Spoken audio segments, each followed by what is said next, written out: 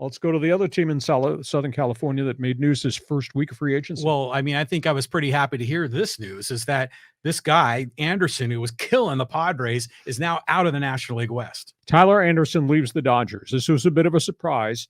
He turned down the qualifying offer of $19.6 million. He signed the first day of free agency down the road.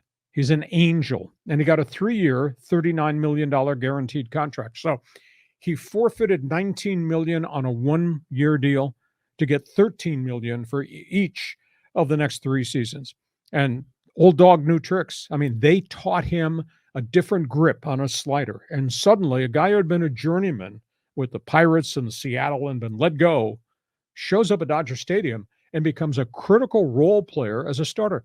John, he went from, I guess to a degree, the waiver wire to a 15-5 record with a 2.67 ERA. That's unbelievable. And now he's an accomplished pitcher, and he slots into the Angel rotation right behind Shohei Ohtani, and they still got 3 or 4 other young guys. Now, the Angels, I don't think, have a lot more budget space to use, but this was quite an acquisition. And I'll throw this one at you. There's a rumor out there that the Angels are going to make a run at Dodger shortstop Trea Turner. Now, they'd have to overpay to get him, but they could do this. You got a new owner coming in. And the reason you go get Turner is not just what he does as an everyday shortstop, 300 hitter with power, pretty decent glove.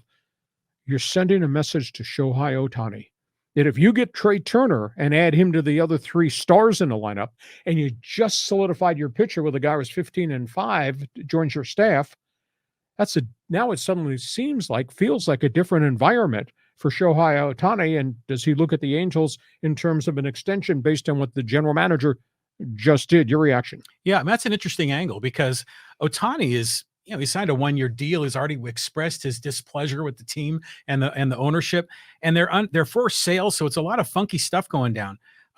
Getting Trea Turner, that'd be a big boost. It's Tyler Anderson kind of slots right into that rotation. They really need more pitching in Anaheim. But who would have thought that Tyler Anderson would have been one of the first free agents signed? Usually the big names go first, and then some of the middle tier guys like Anderson go next. But, everything's upside down. Dodgers, should they hit the panic button? They're going to lose Trea Turner probably. Should they hit the panic button? They just lost a starter that was 15-5. But keep this in mind. And they're not talking about it publicly, but I'll talk about it. They got 5 young arms that appear ready to make the step from Oklahoma City to Dodger Stadium. These are names to keep an eye on next year who could be part of the rotation, aside from Julio Urias and Clayton Kershaw. Ryan Pepio, Michael Grove, Bobby Miller, Andre Jackson. 4 starting pitchers, and then there's 1 reliever in the mix. That's 5 really good arms that were at AAA that might be ready, 1 or 2, or maybe all of them, to make the jump. So that's why I don't think the Dodgers are freaked out about the defection of Tyler Anderson. And they're going to get Dustin May back.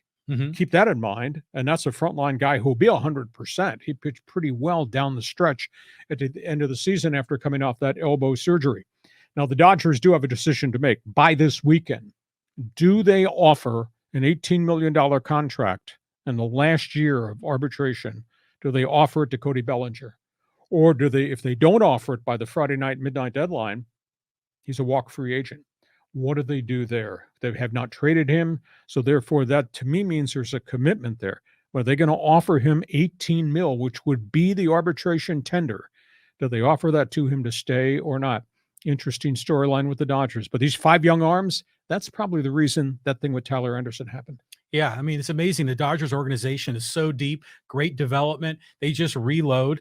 Does Trea Turner, go somewhere else? Probably. They could slot Lux in there. Maybe they'll get Correa. There's a lot of free agents on the market right now.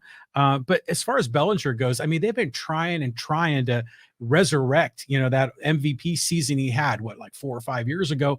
It may be a lost cause, and they may need just to, flip him to some other team. Yeah, but the fear factor is I trade this guy, somebody else figures it out, and this guy is doing it for somebody else now. And I don't think I think you're trading low if you move him, because I don't know what his market value is. But what if somebody else, what if Boston gets him? What's if Boston figures it out all of a sudden at Fenway Park? Holy cow. That's why I think the Dodgers are leery of letting him go. But boy, $18 million for a guy hitting a collective 205 last 3 years. Mhm. John, not good.